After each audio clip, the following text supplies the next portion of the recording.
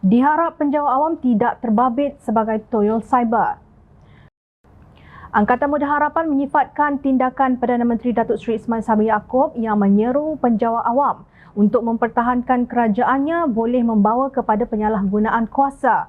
Memaksa kaki tangan kerajaan untuk mempertahankan kerajaan Barisan Nasional perlulah ditolak dengan sekeras-kerasnya.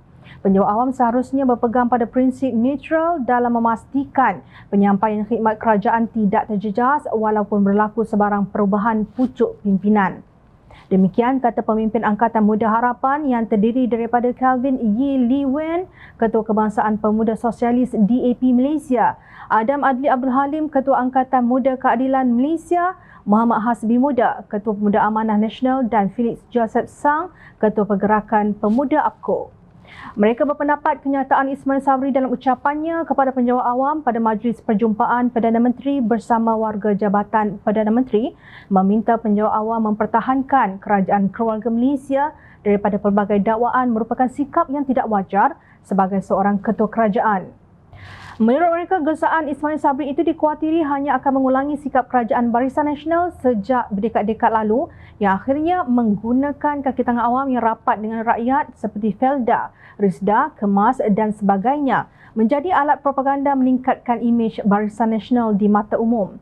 Selepas kerajaan BN UMNO tumbang pada tahun 2018, Jemaah Menteri Pakatan Harapan telah memutuskan untuk melarang penjawat awam daripada terlibat dalam politik bagi menjamin mereka kekal neutral dalam sebarang urusan pentadbiran.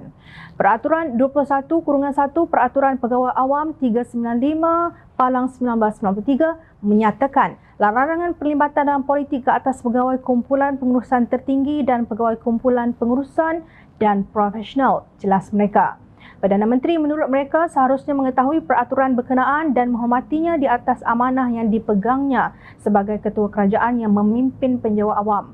Angkatan Muda Harapan mengingatkan Perdana Menteri mengenai pendedahan syarikat teknologi Meta dalam Quarterly Adversarial Threat Report yang mendakwa pihak Polis Diraja Malaysia PDRM menjalankan aktiviti troll farm atau ladang toyol cyber di internet untuk menyebarkan berita dan tuduhan palsu.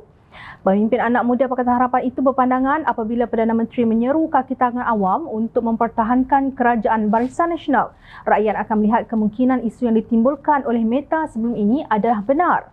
Maka Pakatan Harapan mendesak Perdana Menteri menghentikan penggunaan kaki tangan dan badan-badan kerajaan sebagai laskar cyber kerajaan Barisan Nasional. Seterusnya, Angkatan Muda Harapan menyeru Suruhanjaya Komunikasi Multimedia Malaysia membuat siasatan ke atas dakwaan Meta untuk mengenal pasti sekiranya benar terdapat penjawat-penjawat awam khususnya anggota PDRM yang melakukan tugas politik. Hanya dengan cara ini kerajaan mampu memulihkan reputasi PDRM sebagai institusi yang berintegriti, tegas Angkatan Muda Harapan. Tidak kira di mana kalian berkhidmat ataupun kalian orang awam, janganlah kerana sedikit imbuhan sanggup melakukan pengkhianatan dengan menjadi toyol cyber lalu menyebarkan fitnah dan berita palsu. Jangan ingat dengan menyamar sebagai orang lain di alam cyber, kalian mungkin tidak dapat dikesan oleh manusia biasa yang menjadi mangsa. Tetapi Allah Subhanahu Wa Taala telah mengingatkan menerusi firman-Nya dalam surah Al-Ankabut ayat 3 yang bermaksud, dan demi sesungguhnya kami telah menguji orang-orang yang terdahulu daripada mereka. Maka dengan ujian yang demikian, nyata apa yang diketahui Allah tentang orang-orang yang sebenar-benarnya beriman dan nyata pula apa yang diketahuinya tentang orang-orang yang berdusta. Sama-samalah kita hayati amaran daripada Allah Subhanahu Wa Taala itu. Wallahu alam.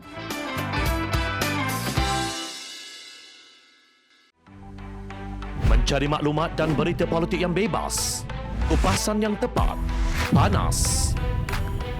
Dapatkannya secara eksklusif hanya di Jom Channel.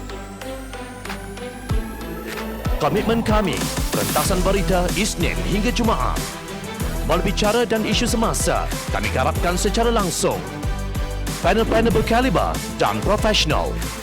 Interaktif, pandangan anda kami raikan.